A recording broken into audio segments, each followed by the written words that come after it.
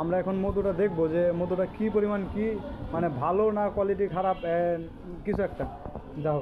আমরা আগে দেখি মধুর প্রমাণটা দেখি কেমনি কি ম্যাচ ম্যাচ আছে ম্যাচ বন্ধু লাইটারটা দাও তো দিই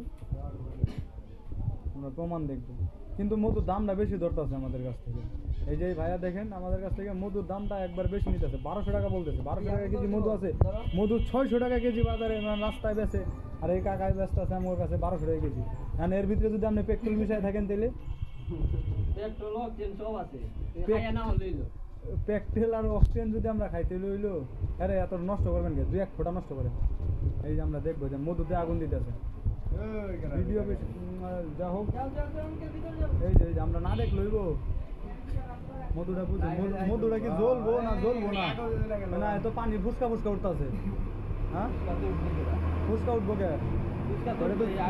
চিনির ফুসকা উঠতেছে চিনির ফুসকা উঠতেছে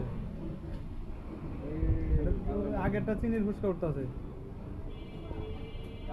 দেওয়ার দরকার আছে টেকার উপর না এই যে পানি টলমল করতেছে পানি তো আমার মধ্যে